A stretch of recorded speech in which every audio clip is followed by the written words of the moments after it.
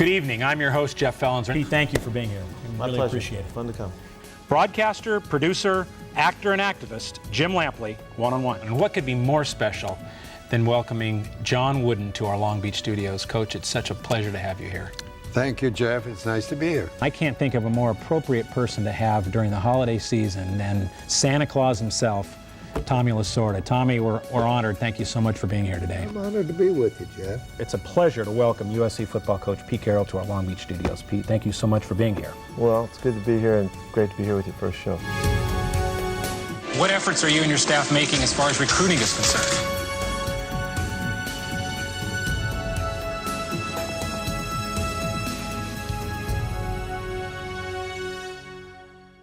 You've spoken often about what a significant change it was when Pauley Pavilion was built. So you looking back at those days, going from the men's gym to Long Beach, Santa Monica, so many places. How were you able to kind of keep things together during that time?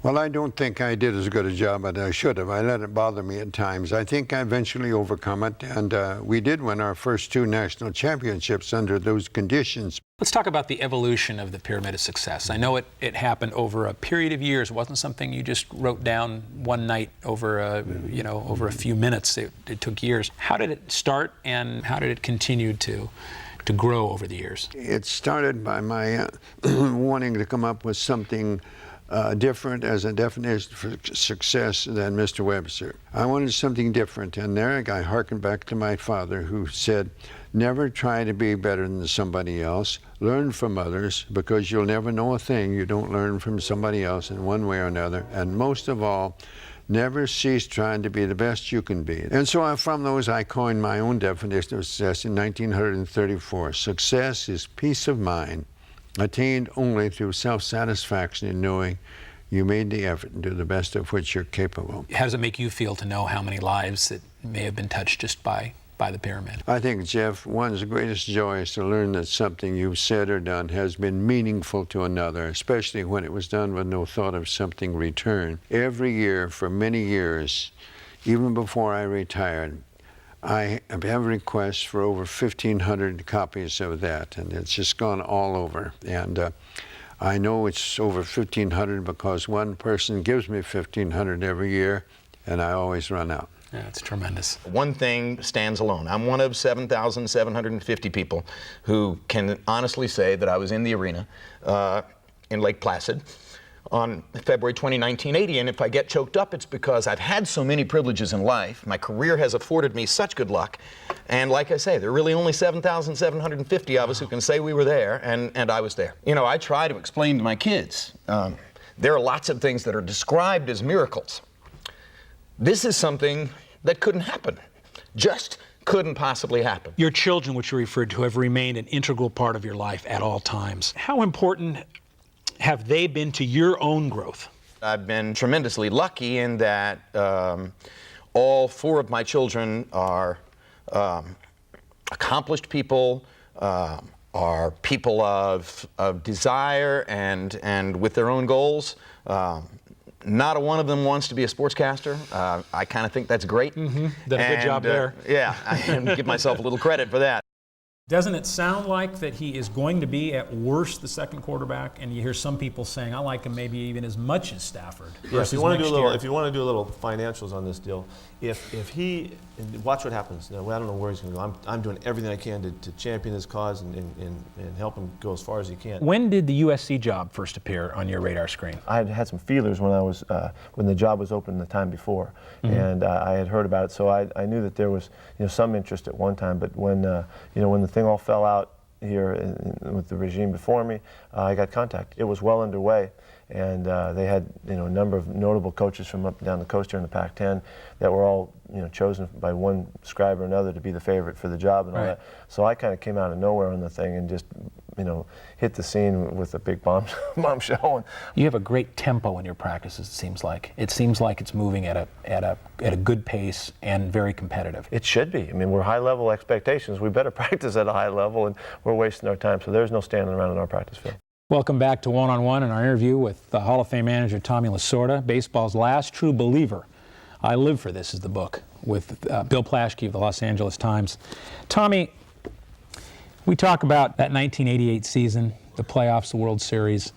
What an incredible, incredible season. I can still remember you guys sweeping a doubleheader in Wrigley Field right after the All-Star break. We won 5 games. You won 5, there. right, including this doubleheader sweep. Right. And after the second game of that doubleheader, Gibson was quoted in the paper. What a team, what a bleeping team. You said it was the most fun you ever had with a team that year. That line.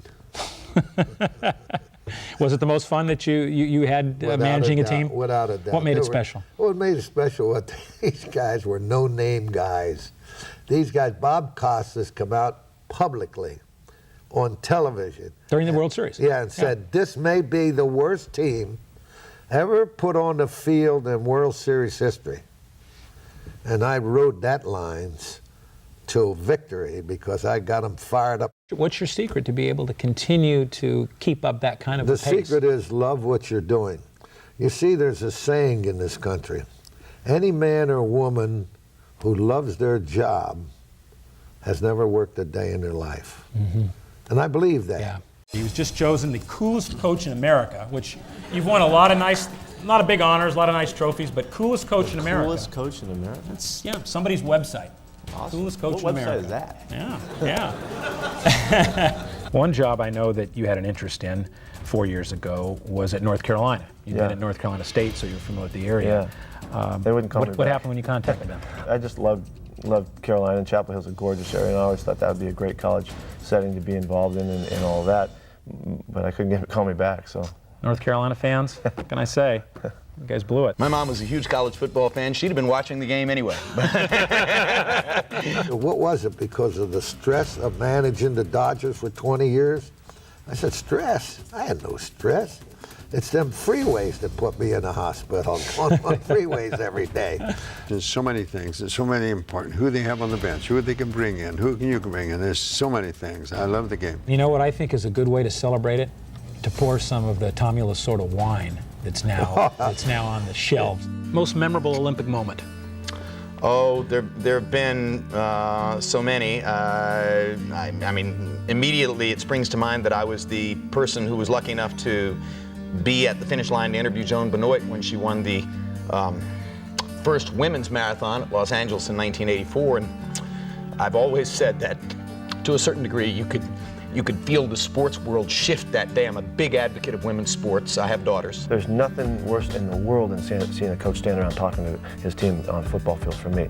And our talking is done, we're working and we're rolling. It's about maximizing the time that you're out there, and it just can't have downtimes, So I don't care about how long it is, it's how well we do it is really what's important. In that way, I really draw a parallel with you and John Wooden, because his teams practiced so hard and well, and they were so efficient, the practices. No wasted energy movements. It was all well scripted. You have to learn to accept things, in life itself. We're going to have peaks and valleys, and we have to learn to accept the valleys just as we do the peaks. I think a great place for us to conclude this incredible time that we've been able to spend together is by showing the Presidential Medal of Freedom. Coach Wooden was awarded the highest honor that a U.S. civilian can receive.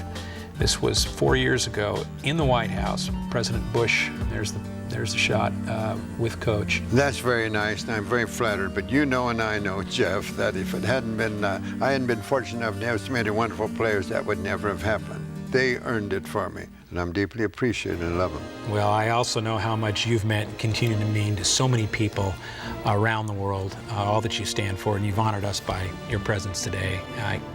I really appreciate you taking the time to be with us, Coach. Thank you so much.